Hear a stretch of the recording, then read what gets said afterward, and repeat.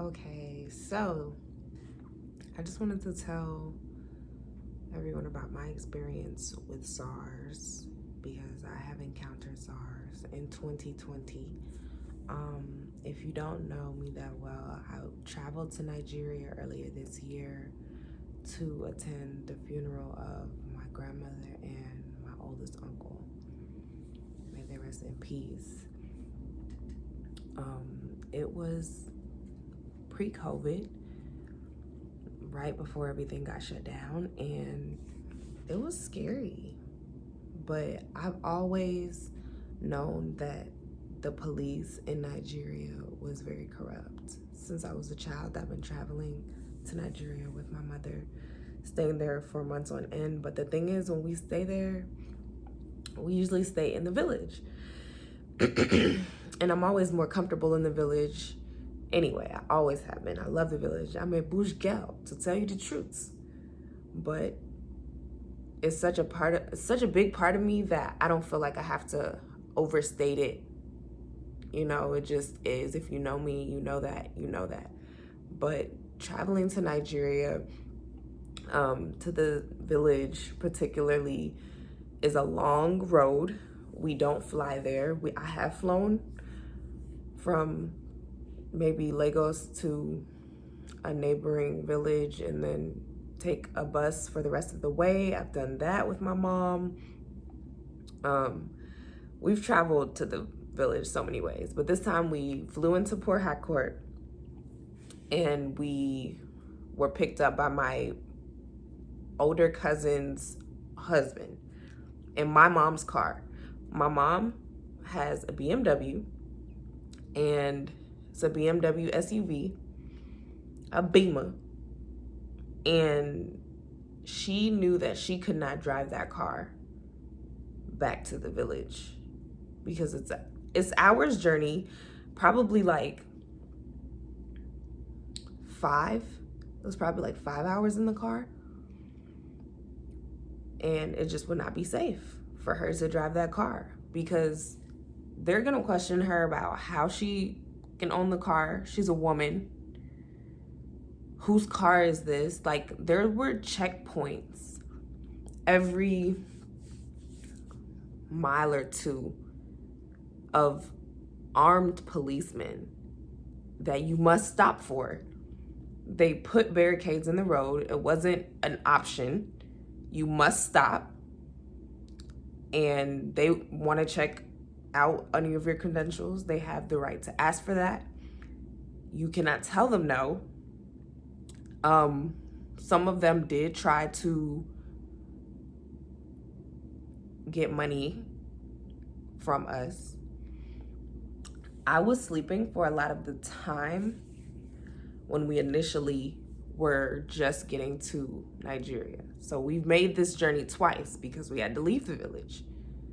It was bad both times, but the first time, the first couple stops, I was very on edge because I already know that the police in Nigeria are very corrupt. I didn't know that there was a special unit, which is SARS. Well, that's the hashtag, but SARS, which is the Special Anti-Robbery Squad. It is a segment of the Nigerian Police. And just being so scared, like not knowing what was gonna happen was terrifying. So several times, my uncle, my older cousin's husband, who was the one that was actually driving the car, he was made to get out of his car. Pitch black outside, is dark. They made us pull over so they could check the next vehicle because to them, the math wasn't mathing. But it didn't really matter if it was or wasn't. They already knew that. They're like, oh, this is an expensive car. They're looking in the car. They see my mom. My mom looks like a wealthy woman.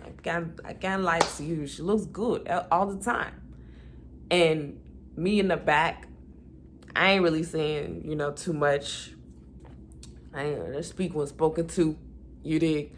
But there was another guy in the car with us, because one man really wouldn't even have been enough. Like, we really needed people. Like, that's how we felt, because they will so quickly take advantage of the situation if they feel like you're green.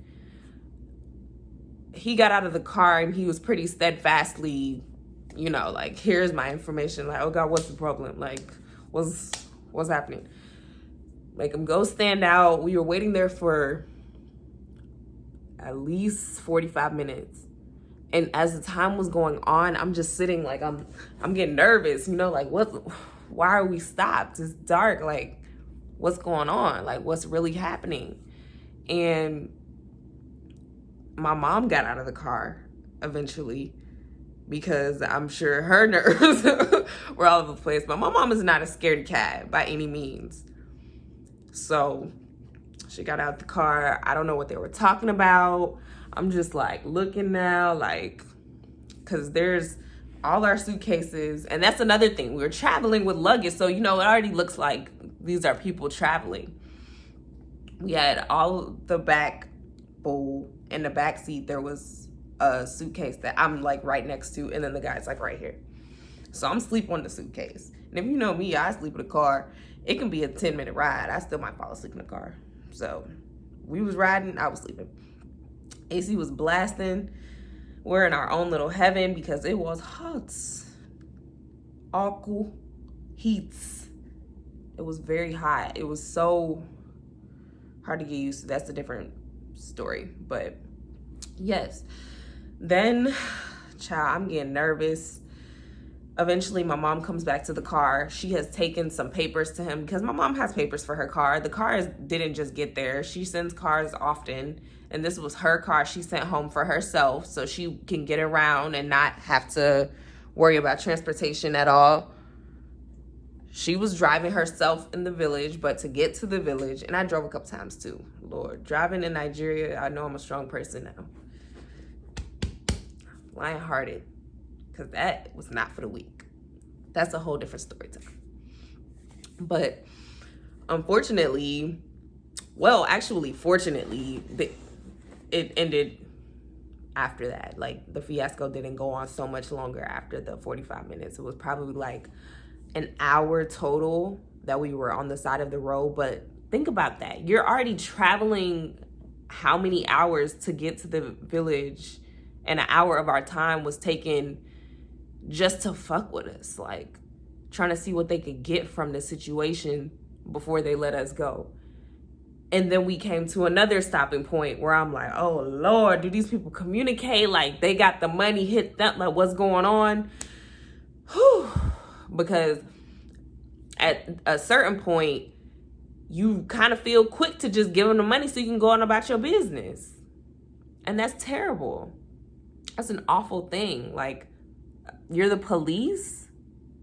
Which kind police is this one? Like, seriously, it's really disgusting to admit, because that's my home. That's where I'm from, and that's what's happening right now. So, and SARS is deep. They are much.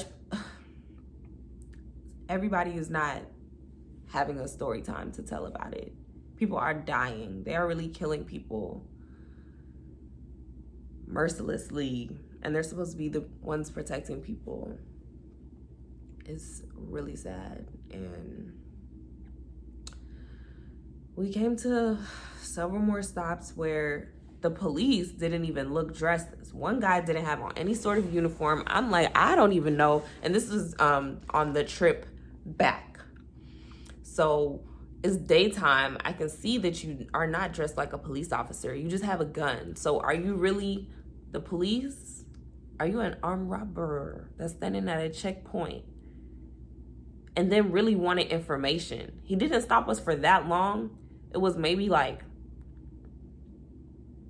20 minutes compared to the other hour ordeal But it was still 20 minutes that he was just kind of asking questions. He wanted to see more information. And that's fine, because as a police, you can do that. But when you've been going through this periodically, and there had to have been at least 10 checkpoints that we drove through, and that is on the low end that it would have been, because we went at night. So at a certain point during the night, like as it did get later, because our flight got in pretty late, and then we still had to make that drive. At a certain point, there weren't people at the checkpoints anymore, but there were checkpoints where it was like you had to drive around something, a barricade in the road, in this straight highway. One thing I will say though is that Nigeria has gotten a lot better paved road system. Not everywhere, you know, obviously. As we got closer to the village, there was still a lot of like really bad roads, but that's just because they're undeveloped, still being paved out and carved out. But in my village, which is a pretty big village, they actually do have paved roads most places now. And I remember being there as a child and they were not paved. So there's definitely advancements being made, but the lights still are not consistent. The electricity will go out at any given moment. The government controls everyone's power. And I see no reason why it's still this issue. Generators are king, because if you have generator, you always have lights. Well, that's not even necessarily true, because generators take gas. So it's, you know, it's not ideal for everybody. But as the advancements continue, more people have them, because they've made, you know, cheaper models, more affordable models that everybody can afford for the most part. There's always going to be people that can't afford things everywhere. But my mama's house got a generator. She's having a house built right now. The home really should be done. It was being worked in, and the guest house was done. That's where we stayed for the last couple days of our trip. We were there for about 3 weeks in the village. And yeah, generators keep our lights on, but the government does not. And people pay. You have to pay a power bill, and you still may not have power. You don't know when you will. There will be maybe a whole day where you have no power until like 10 p.m. But by that time, a lot of people are sleeping. So it doesn't matter. But you know, some people are up. A lot of times I was up to the wee hours of the morning, but you know why? That's because I was hot and I couldn't sleep and there was no air. Besides the cool breezes that would come through. There was some cool breezes, but it was cooler when we stayed at my mom's house, like my house. Because my mama don't play that. She be hot. Okay, one thing my mama not gonna do is be hot if she don't gotta be. So we have like nice window systems to let in a real cool breeze, and we don't have so much like going on. But where we were staying for the majority of our trip was my older cousin's home with her children and her husband. And that's my mom's oldest sister's, kick my camera. That's my mom's oldest sister's daughter. And yeah, that was fun, but it was hot, so could not sleep. But without the air, it really hit me like, wow, some people really are still living like this. And I'm so lucky that I have different luxuries afforded to me, so that even though we were able to get out right before Corona stopped all the everything, you know, before the real first shutdown in March, we were able to come home, and I was just really grateful for that. But I just wanted to share my story, a little bit about my trip and my SARS experience, and just to send my support, even though it feels like it's so moot, like I can't really do anything all the way from here. I wanted to share and maybe spread the word. You can tell somebody else to tell somebody else, and we can all educate each other. But yeah, that's it, you guys. Thanks for listening.